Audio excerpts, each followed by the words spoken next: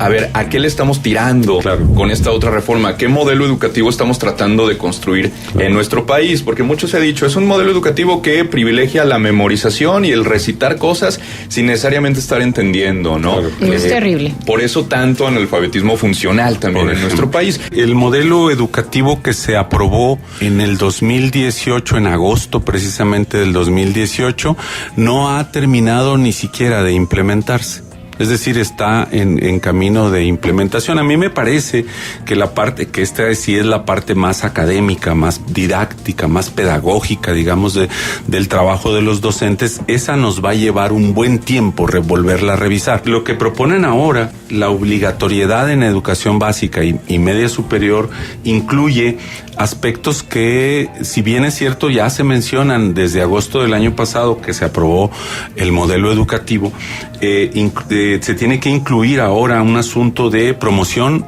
de los valores. Se incluye ahora el civismo, se privilegia la historia más allá, y eso es algo que debió haberse hecho desde hace mucho tiempo, más allá de fechas, de eventos y de personajes, el asunto de la historia como identidad.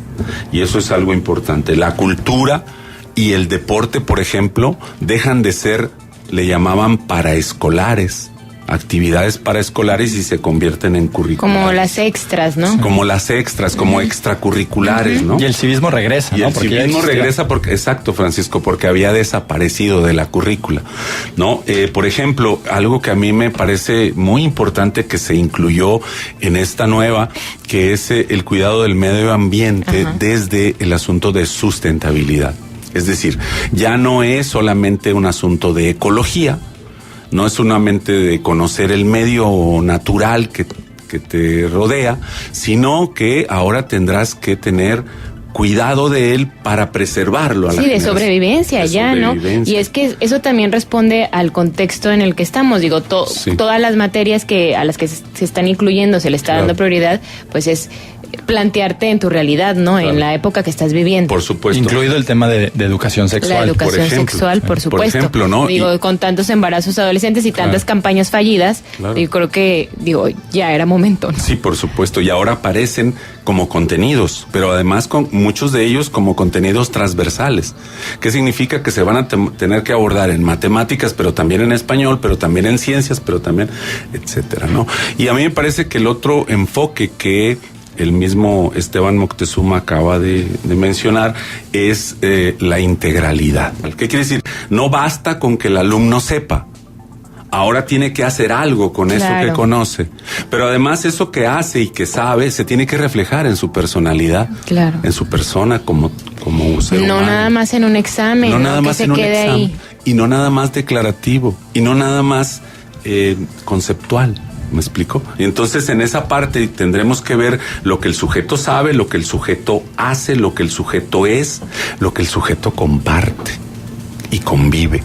Y entonces eso es lo que hace que la integralidad sea tan importante. Sí, porque se agregan tres principios. Uno es la integralidad, la excelencia y la equidad. Así es. ¿Cómo le hacemos para que este principio de equidad que establece ahora la Constitución nos exija no solamente hacer énfasis en la educación indígena o en la educación intercultural o la bicultural o No. Ahora tenemos que ir a todas la parte que incluye esto de equidad, como es diversidad cultural, por ejemplo. El asunto de la excelencia es un tópico que a mí me parece extraordinario y valioso para la educación en México. Trabajar con excelencia no es importar un modelo de excelencia como pudiera ser Harvard o Oxford. No.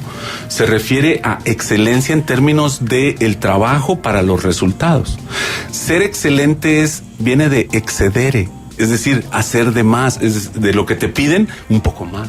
Y ya que estamos hablando de excelencia, que fue algo que precisamente se criticó mucho el martes, se informaba que pues ahora los niños aprobarán primero y segundo de primaria únicamente con la asistencia a clases. Los niveles educativos más bajos en Coahuila y en Durango son secundarias. Pero eliminar la reprobación en primero y segundo de primaria, incluso hay una crítica que dicen, hasta en preescolar.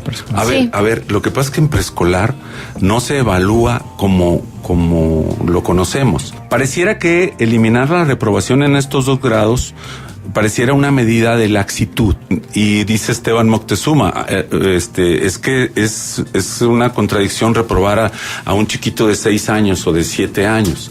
Habría que reprobar mejor a sus papás o a las mamás por no llevarlos a la escuela o por no ayudarles en sus tareas o por no darles apoyo parental.